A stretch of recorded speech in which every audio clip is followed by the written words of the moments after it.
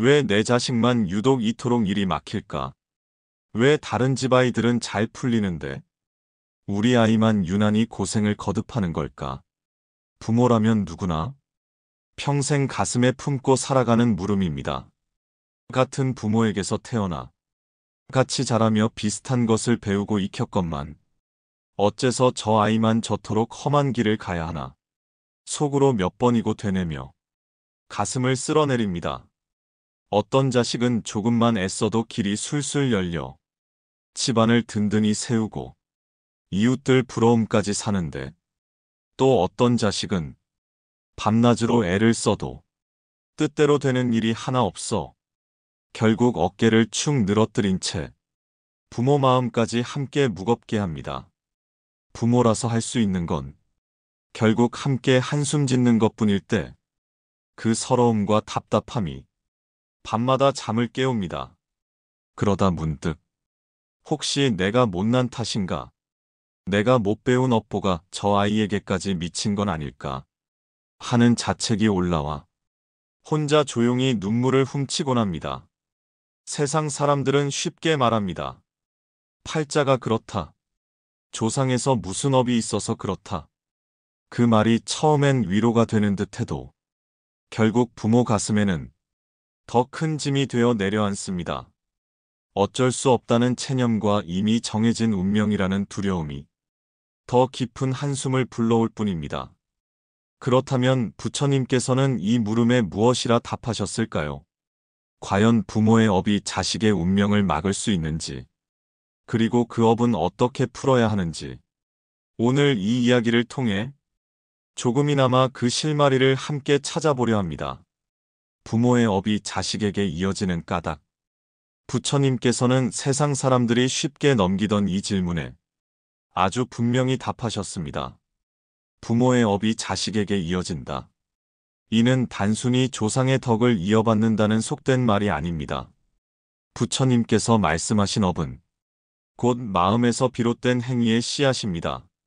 사람은 마음으로 생각하고 그 생각이 말과 행동이 되어 세상을 향해 흘러갑니다. 그리고 그 모든 말과 행동은 또 다른 결과를 만들어 언젠가 반드시 자기에게로 되돌아옵니다. 이를 불교에서는 인과, 즉 씨를 뿌리고 그 씨가 자라 열매를 맺는 자연스러운 이치를 말합니다.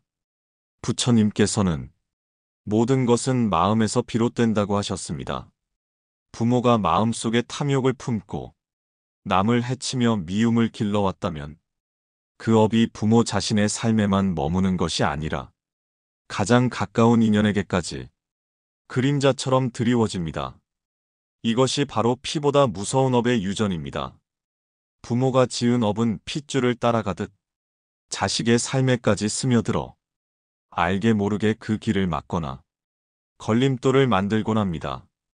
마치 탁한 물이 가만히 고여 있으면 맑은 줄기마저 더럽히듯 부모가 지은 어두운 업이 자식의 길까지 흐려놓는 것입니다. 그러나 부처님께서는 여기서 한 발 더 나아가 그 이유를 이렇게 풀어주셨습니다. 지금의 삶은 무수한 인연과 원인으로 이루어진 연기이다.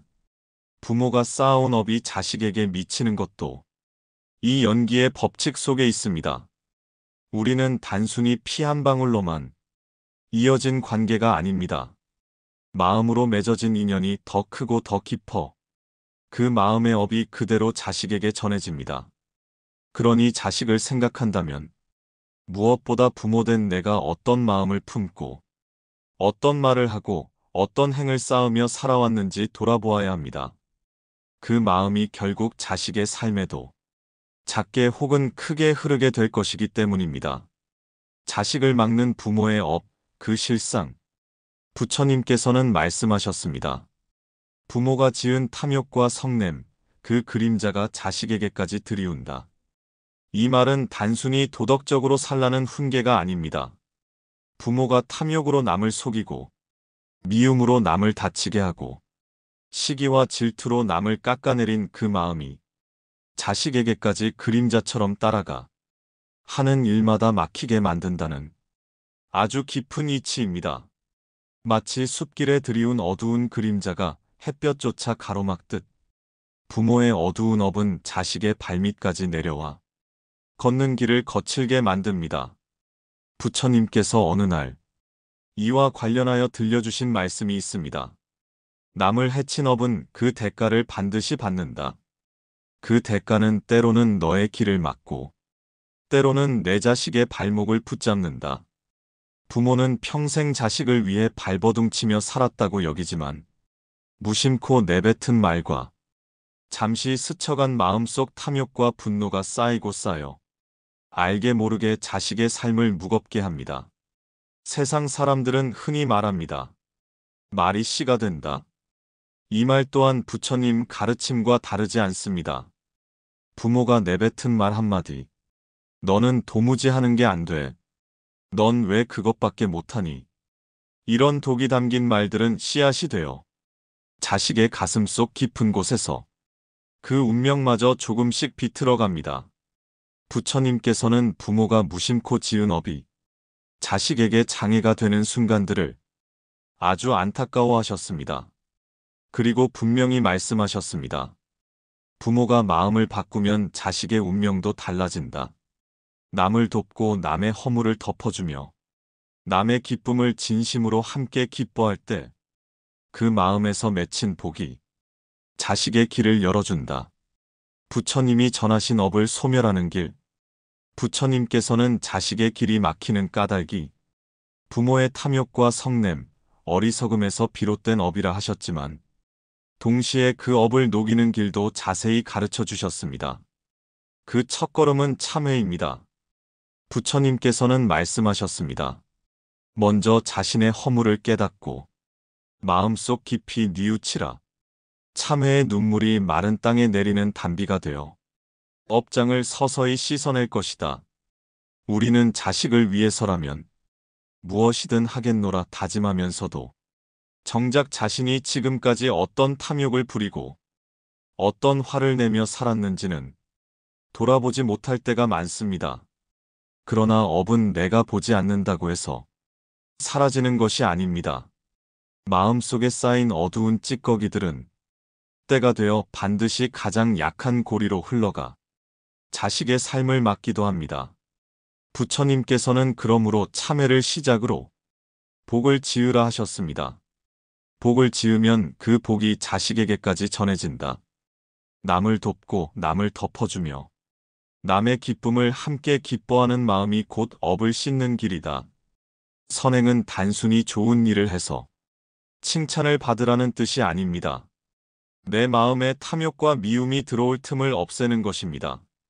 누군가의 허물을 덮어주며 비난 대신 따뜻한 말을 건넬 때 그 부드러운 말 한마디가 이미 내 업을 가볍게 하고 자식의 앞길에 놓인 돌부리를 조금씩 치워주는 것입니다. 또한 부모가 매일 조용히 염불하며 자식의 복을 빌 때 그 진심 어린 기도가 바람처럼 보이지 않게 흘러가 자식의 길 위에 고요히 머물러 인연을 맑히고 복을 불러옵니다. 부모의 수행이 자식의 운명을 바꾸다. 부처님께서는 업과 복의 이치를 말씀하시며 이것이 단지 말로만 전하는 가르침이 아님을 여러 사례를 통해 보여주셨습니다. 어느 날 부처님께 한 어머니가 찾아왔습니다. 그녀는 남편을 일찍 여의고 홀로 두 아들을 키우며 살았습니다. 젊은 시절 그녀는 가난과 두려움 속에서 살기 위해 거짓을 일삼았고 때론 남의 재물을 탐내며 험한 말과 원망을 자주 쏟아냈습니다. 그렇게 세월이 흘러 두 아들이 장성하였으나 이상하게도 하는 일마다 번번이 실패하였습니다. 하루는 어머니가 부처님께 나아와 눈물을 흘리며 물었습니다. 세존이시여, 제가 평생을 자식 위해 살았건만 어찌 저 아이들은 이토록 일이 풀리지 않는 것입니까? 모두 저의 업 때문이옵니까? 부처님께서는 그 여인을 가만히 바라보며 말씀하셨습니다. 그대의 지난 허물도 있겠으나 지금부터가 더욱 중요하니라. 남을 원망하지 말고 남의 허물을 들추지 말며 남의 기쁨에 함께 기뻐하라. 그 마음이 업을 씻고 자식의 길을 밝히리라. 그날 이후 그 어머니는 작은 일에도 감사하고 남을 헐뜯던 입을 다물며 남이 잘 되면 먼저 웃으려 애썼습니다. 몇 해가 흐르자 이상하게도 두 아들의 삶에도 서서히 빛이 들기 시작했습니다. 또 다른 이야기가 있습니다. 한 상인은 젊은 시절 장사 수완이 좋아 큰 돈을 벌었으나 탐욕이 지나쳐 속이고 빼앗는 일을 서슴지 않았습니다. 그가 늙어 재산을 물려준 자식들이 사업에 실패하고 마침내 가세가 기울자 그도 부처님께 나아가 물었습니다. 세존이시여, 제 자식들이 하는 일마다 무너지는 까닭이 혹 제가 지은 업이어서입니까? 부처님께서는 고개를 끄덕이며 말씀하셨습니다. 탐욕과 속임으로 쌓은 재물은 자손에게 독이 되어 돌아가느니라. 이제라도 그 마음을 비우고 보시하며 참회하라. 그 복이 자식의 길을 조금씩 풀어줄 것이다. 그 상인은 남은 재산을 내어 어려운 일을 돕고 매일 부처님 앞에 참회하며 마음을 낮추었습니다. 몇 해 지나 자식들이 다시 작은 사업을 일으켜 가세가 서서히 일어났습니다.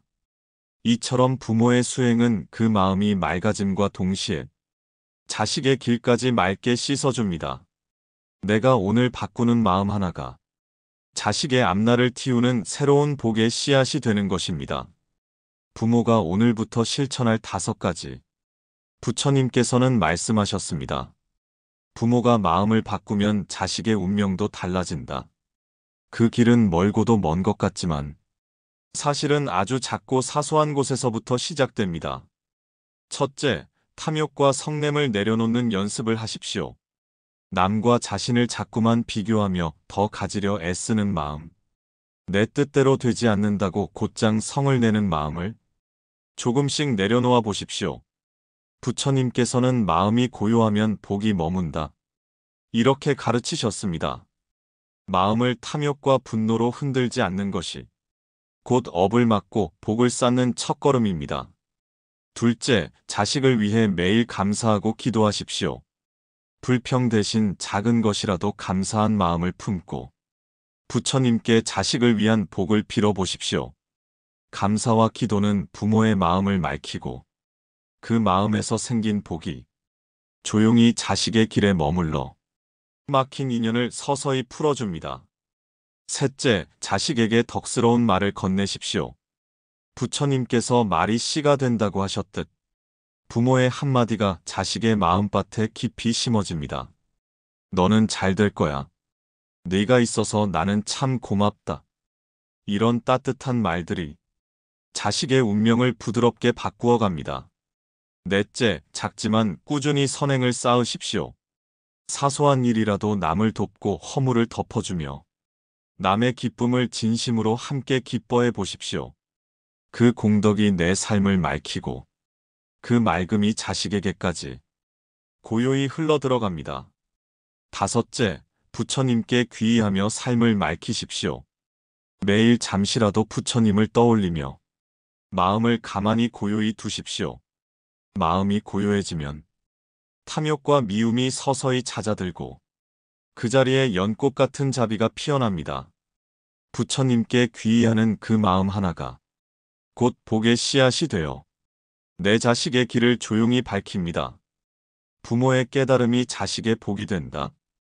부처님께서는 이 모든 말씀을 마무리하시며 조용히 이렇게 이르셨습니다.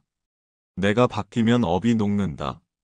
업이 녹으면 인연이 바뀌고 인연이 바뀌면 자식의 길이 열리게 된다. 많은 부모들은 자식을 위해 기도하며 자식을 위해 애쓰며 살아갑니다. 그러나 부처님께서는 그보다 먼저 자신의 마음을 들여다보라 하셨습니다. 부모된 내가 욕심과 성냄에서 한 걸음 물러나 마음을 맑히고 고요히 두면 그 맑음이 고스란히 자식에게까지 흘러가 조용히 그 길을 밝혀주게 됩니다. 그러니 오늘부터 먼저 부모인 내가 행복해지고 내 마음이 고요해지길 기도해 보십시오. 내가 평안해지면 그 평안이 자식에게도 전해져 어느새 그 아이의 길을 부드럽게 열어줄 것입니다. 지금 마음 머무는 곳을 구독하고 다음 말씀도 함께 들어보세요.